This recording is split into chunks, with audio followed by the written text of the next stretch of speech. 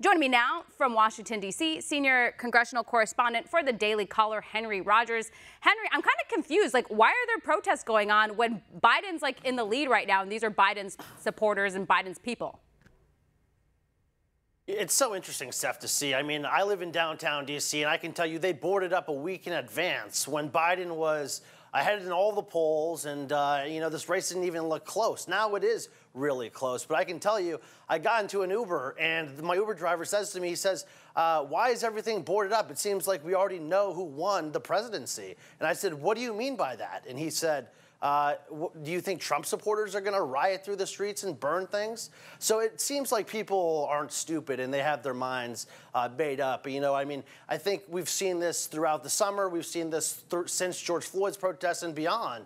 The left really, really likes to riot, and they will burn cities on fire if that's what they think will take to get their point across. Yeah, well, according to reports, D.C. protesters organized via Zoom for months, expecting thousands of people to at least show up in Washington, D.C. Were there thousands? Or there've been like ongoing kind of like protests, or at least people out in the streets waiting for the election results? Yeah, so I was actually just out there about an hour ago roaming around, and I would say there's probably a couple hundred people on Black Lives Matter Plaza right now. But, as the night goes on, that crowd always grows. I've been out there in front of the White House the last couple of nights, and I would say there's probably been a couple hundred to 1,000 people. I've seen some assaults. I've seen trash cans, get lit on fire, but nothing like we were seeing earlier. I think everyone, like you said, is awaiting these results, and we'll see what happens when we get them. Yeah, well, I think it's going to, no matter which way this goes, it's probably going to be pretty ugly because, as we know, President Trump is challenging some of the voter fraud concerns that he has in some of the particular battleground states that he's concerned about. So I think that these protesters are going to take issue with that, obviously, because they want to take issue with something. But also, if for some reason Biden does win this, I believe that there will probably be Trump supporters who will be out there protesting, furious, trying to get their voices heard. And then I believe there'd probably be like a back and forth because we see that all the time. Right. But I want to make that point clear, Stephanie, that the Trump supporters aren't going to be rioting and looting businesses and setting things on fire. They will be protesting, that's for sure. I mean, we've seen disasters across the country with this counting of votes.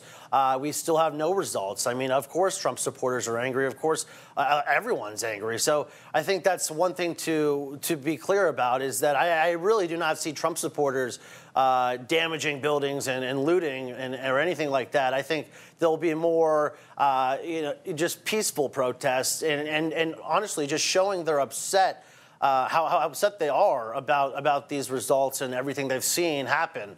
Again, this fight's still going on.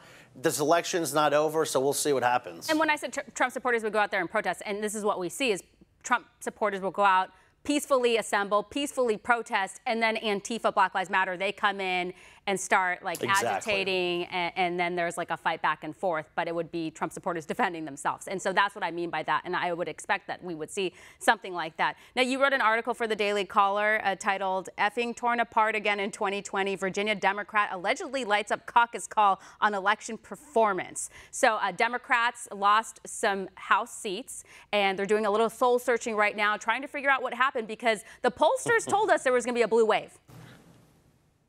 Oh, yeah, they did. They said that exactly right. And so did Nancy Pelosi, who's having some bad days here recently. This Democratic phone call that I wrote about for the Daily Caller was absolutely wild. I mean, it was chaos within the party. It was literally Dems in disarray. I mean, it was something else. We had Abigail Sparberger from Virginia basically saying, hey, listen, if we want to keep the House in 2022, we got to lay off the defund the police stuff. We got to lay off the word socialism. We got to get back into a moderate type atmosphere here. And, Pelosi completely shut it down. She said, nope, we have a mandate. We have a mandate and we're good to go. She likes to think of this as a win, even though Republicans picked up so many seats that it's hard to look at this like a win for Democrats. So they're panicking and the party is, like I just said, in disarray. Yeah, well, and also I think they're going to continue to have to go left of the left of the left because the squad is back.